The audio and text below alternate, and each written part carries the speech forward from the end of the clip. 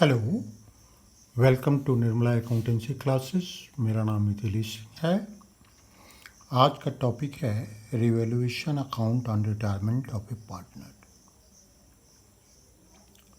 Revaluation account change in profit sharing ratio के समय भी बनाया जाता है, एडमिशन के समय भी बनाया जाता है और रिटायरमेंट के समय भी बनाया जाता है। इसके प्रोसेस में कोई अंतर नहीं होता है।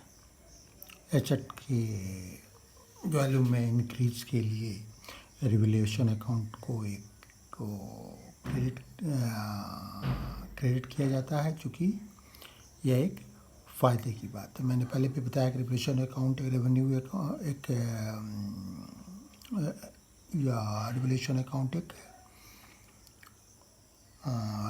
रेवेन्यू अकाउंट है और या इसको कह सकते हैं कि इनकम और गेन को बताने वाला अकाउंट है। तो इसमें जितने लाभ की बात होती है या जो एसेट में इंक्रीज के वैल्यू में इंक्रीज होता है उसको क्रेडिट किया जाता है, और जो एसेट के वैल्यू में डिक्रीज होता है तो इसमें डेबिट किया जाता है। उसी तरह लायबिलिटी के वैल्यू में अगर डिक्रीज होता है तो क्रेडिट किया जाता है, इंक्रीज होता है तो डेबिट किया जाता है। और जितने भी बैलेंस शीट के बाहर के एडजस्टमेंट की एंट्री होती है, अगर वह फर्म की आय को बढ़ाने वाली है तो वो क्रेडिट साइड में लिखी जाती है। अगर फर्म के आय को घटाने वाली है या फर्म को उससे नुकसान होता है तो वो डेबिट साइड में लिखा जाता है। और अंत में हम लोग रिवैल्यूएशन अकाउंट का बैलेंसिंग करते हैं। बैलेंसिंग के बाद अगर क्रेडिट बैलेंस डेबिट बैलेंस से अधिक है तो रिवैल्यूएशन पर प्रॉफिट होता है। अगर डेबिट बैलेंस क्रेडिट बैलेंस से अधिक है तो रिवैल्यूएशन पर लॉस होता है। जो पार्टनर्स के बीच में जो कंटिन्यूइंग पार्टनर्स हैं या जो सारे पार्टनर हैं, एग्जिस्टिंग पार्टनर हैं, उनके बीच में उनके प्रॉफिट शेयरिंग रेशियो में बांट दिया जाता है। प्रॉफिट हो तब भी, लॉस हो तब भी। इस तरह हम लोग रिवैल्यूएशन अकाउंट बनाते हैं। अब हम लोग एक क्वेश्चन देखते हैं। और क्वेश्चन के अनुसार ऑन रिटायरमेंट की स्थिति में, पार्टनर के रिटायरमेंट की स्थिति में कैसे रिवैल्यूएशन अकाउंट बनाया जाता है यह समझने की कोशिश से करेंगे और समझेंगे। क्वेश्चन क्या है? Balance sheet of A, B and C sharing profit and losses in the ratio 5:3:2 as at 31 March 2020 was. Liabilities में सिंडिकेटर्स है, कैपिटल अकाउंट्स है, ए का, बी का और सी का। ए का 46,000, बी का 34,000, सी का 25,000। क्रेडिटर्स का अमाउंट है 15,000। ये टोटल अमाउंट है 1,05,000। एसेट साइड में कैश एट बैंक है 27,000, डेटर्स है 16,000, less provision for doubtful dates 800, net debtors है 15,200, स्टॉक है 12,800, प्लांट एंड मशीनरी है 35,000, लैंड एंड बिल्डिंग है 30,000। अब एडजस्टमेंट क्या है और इन्फॉर्मेशन क्या है? B retired from the firm on 1 April 2020.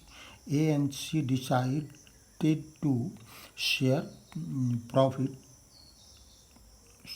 profits and losses in the ratio of 3:1.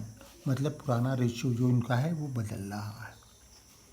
नए रेशियो में ये लोग फ्यूचर प्रॉफिट एंड लॉसेस को शेयर करेंगे। Following adjustments are agreed. इसके अतिरिक्त जो एडजस्टमेंट है वो एग्रीड क्या क्या हुआ? ₹1100 in included in the debtors be written off. 11,000 जो डेटर्स में इंक्लूड है उसको राइट ऑफ करना है, मतलब उसको अब देना नहीं है। Provision for doubtful dates be maintained at the existing rate. Existing rate में जो है वो डाउटफुल डेट्स के लिए प्रोविज़न करना है। जो रिमेनिंग डेटर है उस पर stock be written down by ₹1055। Stock का वैल्यू डिक्रीज करना है 1055 से। Land and building be written up by 11,000। Land के बिल्डिंग के वैल्यू को 11,000 से बढ़ाना है। Plant and machinery to be reduce to ₹34,000। Plant and machinery का वैल्यू 34,000 करना है, जो पहले 35,000 है। Sundry creditors worth ₹700 is no longer payable. Creditors में भी 700 की कमी हो रही है। Provision for outstanding repair bills ₹600। एक आउटस्टैंडिंग रिपेयर बिल है जिसका पेमेंट अभी तक नहीं हुआ है, तो उसके लिए प्रोविज़न करना है। Old computers return of sold for ₹2,000। पुराना कंप्यूटर था जिसको राइट ऑफ कर दिया गया था, तो वो बिक गया 2000 में रिटायरमेंट के समय। ₹5,000 paid to an employee injured in an accident. एक एम्प्लॉय जो एक एक्सीडेंट में इंजर्ड हुआ था उसको 5,000 देना पड़ा। प्रिपेयर रिवैल्यूएशन अकाउंट, हमें रिवैल्यूएशन अकाउंट बनाना है। अब हम लोग सॉल्यूशन पर आते हैं। रिवैल्यूएशन अकाउंट हम लोग बनाए पार्टिकुलर्स। सबसे पहले इसमें रिवैल्यूएशन अकाउंट में हम लोग क्या एंट्री करते हैं, एसेट के वैल्यू में इंक्रीज या डिक्रीज की, तो एक एक करके देखेंगे। और हमको कैपिटल अकाउंट वगैरह बनाना नहीं है, तो बैलेंस शीट का जो कोई अकाउंट है उसको क्लोज करने के लिए, जैसे गुडविल रिजर्व वगैरह, उसके लिए कुछ प्रक्रिया करनी नहीं है, तो हम सीधे देखेंगे एडजस्टमेंट की ओर। तो एडजस्टमेंट प्रॉपर्टी शेयरिंग रेशियो में चेंज हुआ है, इसके लिए भी ट्रीटमेंट करने की ज़रूरत अभी नहीं है, चूँकि हमें सिर्फ रिवैल्यूएशन अकाउंट बनाना है। तो और रिवैल्यूएशन पर प्रॉपर्टी और लॉस होगा, उसको ओल्ड रेशियो में बांटना है। तो ओल्ड रेशियो हमें पता है 5:3:2। तो हम लोग जो एडजस्टमेंट का है एंट्री, उसके बारे में बात करेंगे। ₹1,100 included in the debtors be written off. Debtors हमारा कितने का है, 16,000 का है। 800 का इस पर ऑलरेडी प्रोविज़न हमारे पास है, लेकिन 1100 मतलब 1100 का बैड डेट हो जाता है। तो सबसे पहले हम लोग रिवैल्यूएशन अकाउंट में बैड डेट्स को लिखेंगे। बैड डेट्स अकाउंट 1100 का बैड डेट है, लेकिन 800 हमारे पास ऑलरेडी प्रोविज़न के लिए है, तो इसको माइनस कर देंगे। तो नेट लॉस हमें कितना हुआ, 1100 के बैड डेट्स के कारण 300। इसके बाद दूसरा है provision for doubtful dates maintained at the existing rate. Existing rate पर डाउटफुल डेट्स को मेंटेन करना है।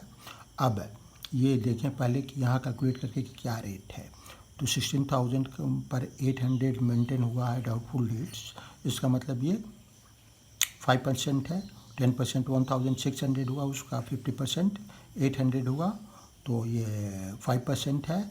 तो जो रिमेनिंग डेटर्स है बैड डेट होने के बाद, उस पर हमको 5% प्रोविज़न फॉर डाउटफुल डेट्स करना है। तो रिमेनिंग जो हुआ 14,900, इसका 5% हमने डाउटफुल डेट्स के लिए कैलकुलेट किया, ये आया 745। अब नेक्स्ट है third, stock be written down to ₹1,055। इतना से घट रहा है स्टॉक का वैल्यू, तो 1,055 टू स्टॉक हमने लिखा। Plant and machinery to be reduced to ₹34,000। Plant and machinery का वैल्यू 34,000 कर देना है। पहले कितना है 35,000, इसका मतलब 1,000 का रिडक्शन हो रहा है। तो डिक्रीज हो रहा है वैल्यू में, तो डेबिट होगा टू प्लांट एंड मशीनरी 1000। इसके बाद सन्ड्री, अच्छा एक छोटा यहाँ, land and building be return up by ₹11,000। Land and building का अप्रिशिएट हो रहा है, तो अप्रिशिएट होता है उसको रिवोल्यूशन का विकेट साइड में लिखते हैं, तो बाई अप्रिशिएट हो रहा है मतलब इंक्रीज हो रहा है, तो लैंड एंड बिल्डिंग अकाउंट 11,000। इन जो वैल्यू इंक्लूड होता है एसेट के, उसको रिवोल्यूशन अकाउंट के क्रेडिट साइड में लिखे थे, इसलिए हमने क्रेडिट साइड में लिखा। हम सन्ड्री क्रेडिटर्स पाते हैं, सन्ड्री क्रेडिटर्स के वैल्यू में डिक्रीज हो रहा है 700 का, जो अब पेबल नहीं है, तो ये भी हमारे लिए फ़ायदे की बात है, तो ये भी सन्ड्री क्रेडिटर्स 700 लिखेंगे। इसके बाद provision for outstanding repair bills 600, ये हमारे लिए घाटे की बात है कि रिपेयर का बिल था जिसका पेमेंट नहीं हुआ है, तो इसके लिए आउटस्टैंडिंग रिपेयर बिल्स 600, ठीक है। Old computers return of sold for ₹2000, 2000 old already ये रिटर्न ऑफ है, तो जो 2000 बिका, तो ये एब्सोल्यूट बिल्कुल फ़ायदे की बात है। तो और ये बिका तो कैश आया, तो by bank account old computer sold 2000।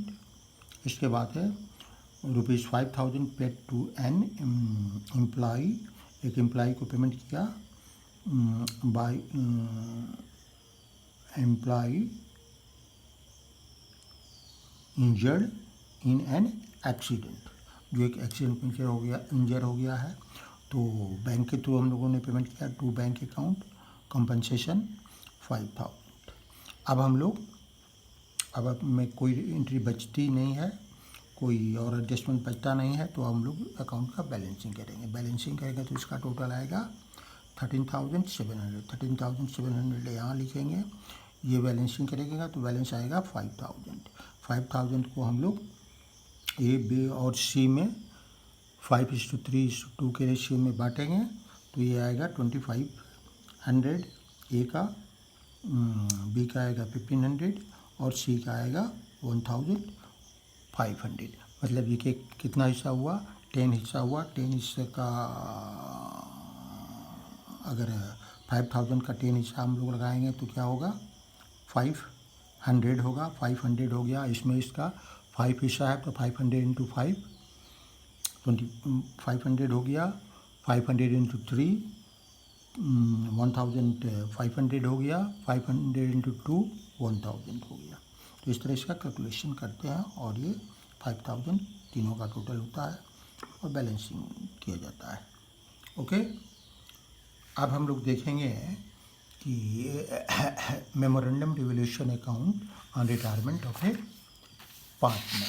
कभी कभी जो कंटिन्यूइंग पार्टनर होते हैं वे आपस में डिसाइड करते हैं कि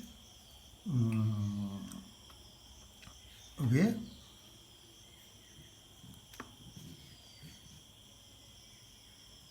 आपस में डिसाइड करते हैं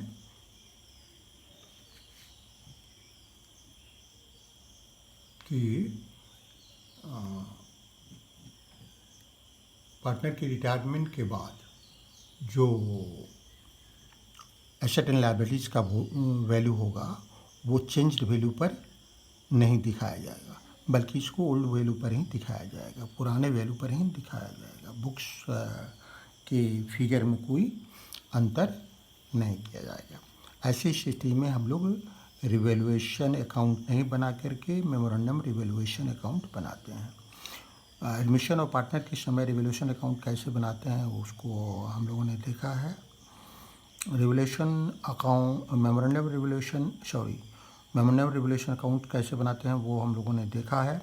मेमोरेंडम रिवैल्यूएशन अकाउंट उसी तरह बनाया जाता है जिस तरह रिवैल्यूएशन अकाउंट बनाते हैं। अंतर सिर्फ इतना है कि इसके दो पार्ट बनाए जाते हैं। फर्स्ट पार्ट में जैसा रिवैल्यूएशन अकाउंट बनाया जाता है वैसा ही मेमोरेंडम रिवैल्यूएशन अकाउंट बनाया जाता है, लेकिन मेमोरेंडम रिवैल्यूएशन अकाउंट का एक सेकंड पार्ट होता है जिसमें फर्स्ट पार्ट की जो भी इंट्रीज है उसकी रिवर्सल एंट्री की जाती है। रिवर्सल एंट्री की जाती है मतलब उसका या रिवैल्यूएशन अकाउंट में जो भी डेबिट है उसको क्रेडिट साइड में लिखते हैं मेमोरेंडम रिवैल्यूएशन अकाउंट के, और जो क्रेडिट साइड में है उसको डेबिट साइड में लिखते हैं मेमोरेंडम रिवैल्यूएशन अकाउंट के। और जब हम प्रॉफिट या लॉस ऑन रिवैल्यूएशन लिखते हैं तो वो भी उलट एंट्री होता है। और लेकिन वो तीनों जो सारे पार्टनर हैं उनमें उनके प्रॉफिट शेयरिंग रेशियो में डिवाइड नहीं होता है, बल्कि कंटिन्यूइंग पार्टनर के प्रॉफिट शेयरिंग रेशियो में डिवाइड होता है। फ़र्क सिर्फ इतना ही होता है। जब हम लोग एडमिशन पर बनाते हैं तो वह वहाँ जो एडमिशन के पहले पार्टनर थे उनमें रिवैल्यूएशन अकाउंट का प्रॉफिट या लॉस डिस्ट्रीब्यूट होता था, और second part of memorandum revaluation account में इंक्लूडिंग न्यूली एडमिटेड पार्टनर जो रेशियो होता था उस रेशियो में प्रॉफिट या लॉस डिस्ट्रीब्यूट होता था। यहाँ क्या होगा, जो रिटायरिंग पार्टनर है उसके साथ रिवैल्यूएशन अकाउंट का जो प्रॉफिट या लॉस है उसको साथ लेकर के रिवैल्यूएशन अकाउंट का जो प्रॉफिट या लॉस है उसको हम लोग डिस्ट्रीब्यूट करते हैं। मतलब जो भी कंटिन्यूइंग पार्टनर है, रिटायरिंग पार्टनर है, उन तीनों का जो रेशियो उन सब का जो रेशियो होता है उस रेशियो में प्रॉफिट या लॉस ऑन रिवैल्यूएशन को डिस्ट्रीब्यूट करते हैं। लेकिन जब हम मेमोरेंडम रिवैल्यूएशन अकाउंट का सेकेंड पार्ट बनाते हैं तो जो रिटायरिंग पार्टनर जो सेकेंड पार्ट बनाते हैं, फर्स्ट पार्ट जब बनाते हैं रिवैल्यूएशन अकाउंट बनाते हैं की तरह बनाते हैं तो उस समय वो जो जितने भी पार्टनर हैं बुक्स में जो है उनके कैपिटल अकाउंट के थ्रू प्रॉफिट कैपिटल अकाउंट में और उनके प्रॉफिट शेयरिंग रेशियो में रिवैल्यूएशन के प्रॉफिट और लॉस को ट्रांसफ़र करते हैं। लेकिन जब second part of memorandum revaluation account बनाते हैं तो उस समय जो कंटिन्यूइंग पार्टनर हैं उनके प्रॉफिट शेयरिंग रेशियो के हिसाब से उनके अकाउंट में प्रॉफिट या लॉस को ट्रांसफ़र करते हैं। इसको हम लोग क्वेश्चन के द्वारा देखेंगे, स्पष्ट हो जाएगा। Balance sheet of A, B and C sharing profits and losses in the ratio of 5:3:2 was. Liabilities है, कैपिटल अकाउंट है, ए का 92,000, बी का 68,000, सी का 50,000। सन्डे क्रेडिटर्स है 25,000, एक्सपेंसेज है, पेबल है 5,000। ये तीनों कैपिटल अकाउंट का टोटल है 2,10,000, टोटल हुआ 2,40,000। अब एसेट्स में देखेंगे, land and building 60,000, plant and machinery 70,000, stock 25,600, debtors 32,000, less provision for doubtful dates 1,600, net आया 30,400। कैश इन हैंड है 5,500, कैश एट बैंक है 48,500।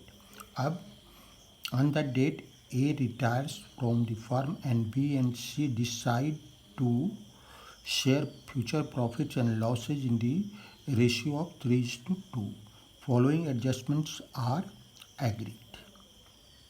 पहला, ₹2,200 included in the sundry debtors be written off. दूसरा, provision for doubtful debts be maintained at existing rate. तीसरा, stock is valued at ₹23,500। मतलब क्या है, stock 25,600 का है तो रिड्यूस हो गया वैल्यू स्टॉक का। Land and building are valued at ₹82,000 and plant and machinery at ₹68,000। तो लैंड एंड बिल्डिंग का वैल्यू क्या है 68,000। अभी 82 हो गया 60,000, तो अभी 82 हो गया, मतलब 22,000 बढ़ गया। प्लांट एंड मशीनरी है उसका वैल्यू अब 68,000 हो गया, पहले 70 था, मतलब 2,000 घट गया। Sundry creditors be reduced by ₹1,400। 1400। Sundry creditors जो पेबल था उसमें से 1400 अब नहीं देना है। A and C decides that assets and liabilities shall continue to be shown at existing value। जो प्रेजेंट वैल्यू है उस पर दिखाना है, चेंज्ड वैल्यू एडजस्टमेंट के बाद जो होगा उस पर नहीं दिखाना है। मतलब मेमोरेंडम रिवैल्यूएशन अकाउंट बनाना है।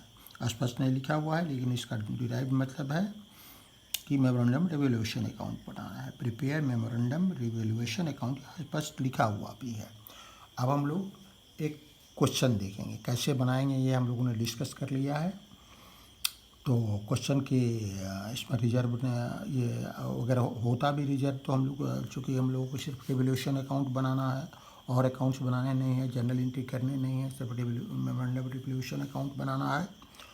तो जो एडजस्टमेंट की एंट्री है वहाँ से शुरू करते हैं। ₹2200 included in the sundry debtors be return off. Sundry debtors में 2200 जो है उसको राइट ऑफ कर किया जा रहा है, मतलब उससे अब पैसा नहीं मिलने वाला है। तो ये घाटा हुआ तो हम लोग 2 बैड डेट्स लिखेंगे 2200, लेकिन ऑलरेडी हमारे पास प्रोविज़न है फॉर डाउटफुल डेट्स के लिए 1600, इसको माइनस कर देंगे। 2200 में से 1600 माइनस करने के बाद कितना आता है 600। तो ये 600 हमारा प्रेजेंट घाटा हुआ जो मेमोरेंडम रिवैल्यूएशन के डेबिट में दिखाया गया। इसके बाद सेकेंड है provision for doubtful dates be maintain at existing rate. सबसे पहले हम लोग देखेंगे क्या है। 32,000 पर 1600 है, मतलब 5% है। कैसे हुआ 3,200 10% हुआ, उसका 50% 1600 हुआ। तो हमको 5% पर मेंटेन करना है, लेकिन कितने पर मेंटेन करना है। 32,000 तो पुराना था, उसमें से 2,200 हमारा बैड डेट हो गया। तो बचा कितना 29,800। 29,800 पर हमने 5% कैलकुलेट किया, ये आया 1,490। नेक्स्ट है स्टॉक इज वैल्यूड एट ₹23,500। 25,600 था, 23,500 हो गया, मतलब 2,100 का डिक्रीज हुआ। Land in building are valued at ₹82,000। 82,000 land and building का वैल्यू हुआ, मतलब इंक्रीज किया। पहले कितना था 60,000। तो ये मेमोरेंडम रिवैल्यूएशन बनाने के समय प्रॉफिट हुआ, तो इसको by land and building account 22,000 हमने लिखा। And plant and machinery at ₹68,000 value हुआ, मतलब 2,000 डिक्रीज हुआ, तो उसको हम लोग plant and machinery account 2,000 debit side में लिखा मेमोरेंडम रिवैल्यूएशन अकाउंट। अब next syndicators to be reduced by 700, ये फ़ायदे की बात है। तो सिंडिकेटर्स हमने लिखा 1,400। सिंडिकेटर्स रिड्यूस हुआ, मतलब सिंडिकेटर रेकमेंड नहीं करना है, ये फ़ायदे की बात है। अब कोई एडजस्टमेंट नहीं है जो बचा हुआ है। अब हम लोग मेमोरेंडम रिवैल्यूएशन अकाउंट को क्लोज करेंगे। इसका टोटल हुआ 23,400। 23,400 हमने लिखा, 23,400 हमने लिखा।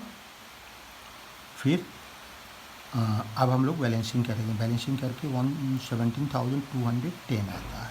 अब इसको ए, बी और सी में उनके प्रॉफिट शेयरिंग रेशियो में 5/10, 3/10, 2/10 में बांट देंगे। ये आएगा 8,605 ए का, बी का आएगा 5,163, सी का आएगा 3,442। अब इसका मेमोरेंडम रिवैल्यूएशन अकाउंट बना रहे हैं, तो मैंने जैसे बताया है कि इसका रिवर्सल एंट्री करेंगे। जो फर्स्ट पार्ट का रिवर्सल एंट्री क्या होगा, जो डेबिट में हुआ वो क्रेडिट में हो जाएगा। तो डेबिट में क्या है बैड डेट्स अकाउंट, यहाँ बैड डेट्स अकाउंट हमने बाई बैड डेट्स अकाउंट लिखा, 600 अमाउंट लिखा। उसके बाद क्या है to provision for doubtful debts, तो by provision for doubtful debts जो हमने लिखा कितना 1490 जो अमाउंट है। टू स्टॉक है 2100, टू बाई स्टॉक हमने लिखा 2100, टू प्लांट एंड मशीनरी है 2000, two by plant and machinery लिखा 2000। उसके बाद रिवैल्यूएशन पर जो प्रॉफिट है वो हमने लिखा 17,210। तो ये इसको लेकिन हम लोग बांटेंगे कैसे, बाई लॉस। इसको बांटेंगे हम लोग 17 बाई लॉस, क्योंकि यहाँ प्रॉफिट है तो यहाँ लॉस साइड में आ जाएगा जब रिवर्सल एंट्री होगा। तो अब या इसको बैलेंसिंग करके भी हम लोग निकाल सकते हैं। और क्रेडिट साइड में क्या क्या आएगा, बाई लैंड एंड बिल्डिंग, ये 22,000 इंक्लूड हुआ, ये तो by two land and building debit side में आएगा 22,000। सिंडिकेटर्स क्रेडिट साइड में है तो डेबिट साइड में आएगा सिंडिकेटर्स अकाउंट 1,400, टोटल 23,400 हुआ, 23,400 हुआ। यहाँ भी 17,210 आया है, यहाँ भी 20,210 आएगा। लेकिन जो लॉस होगा वो सिर्फ कंटिन्यू पार्टनर में ही बांटेंगे, मतलब जब ए रिटायर कर रहा है तो बी और सी में बांटेंगे, बी और